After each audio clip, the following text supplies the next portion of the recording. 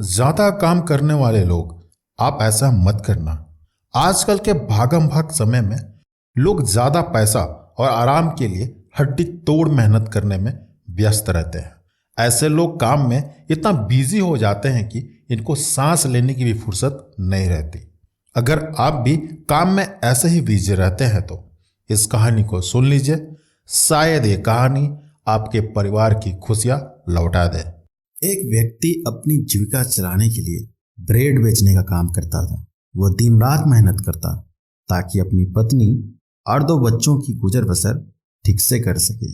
दिन भर काम करने के बाद वो शाम को एक्स्ट्रा क्लासेस भी जाया करता ताकि एक बेहतर जॉब हासिल कर सके। रविवार को छोड़कर शायद ही ऐसा कोई दिन होता जब वो अपने परिवार के साथ बैठकर भोजन कर पाता था। जब भी उसकी पत्नी या बच्चे इस बात की शिकायत करते कि वह उनके साथ पर्याप्त समय व्यतीत नहीं करता है, तो वो कहता है कि उनके साथ समय बिताने के लिए वह भी तरसता है, लेकिन ये सब वो उन सब के लिए ही कर रहा है।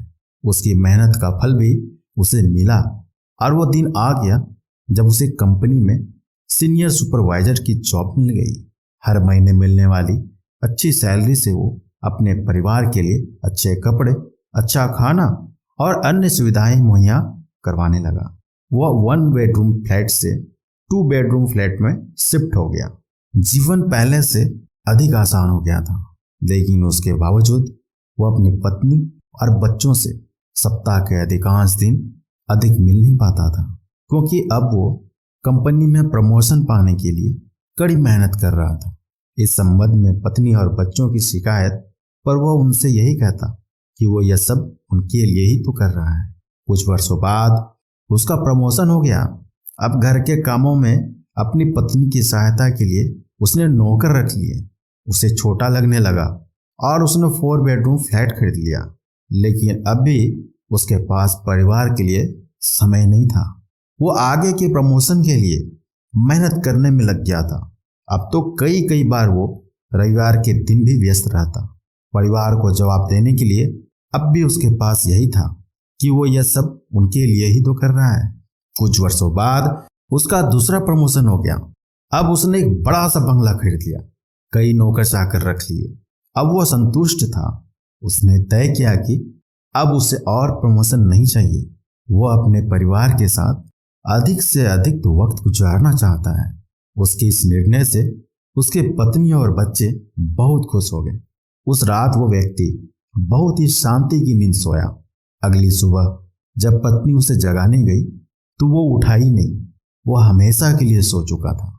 इस कहानी से सीख, काम और जीवन के मध्य संतुलन का होना अति आवश्यक है।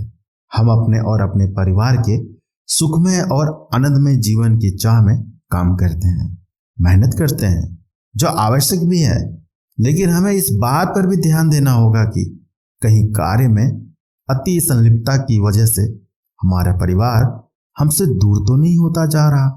आगे बढ़ने की होड़ में हमारा परिवार और जीवन तो पीछे नहीं छूटता जा रहा। कहीं हम जीवन जीना और उसका आनंद लेना तो नहीं भूल गए। ऐसा ना हो कि जब हम अपने खुद के जीवन के लिए समय निकालें तब तक जीवन ही हाथ से निकल जाए। अगर आपको हमारी स्टोरी अच्छी लगी हो तो अपने दोस्तों के साथ भी शेयर कीजिए और कमेंट में जरूर बताइए कि कैसी लगी हमारी स्टोरी।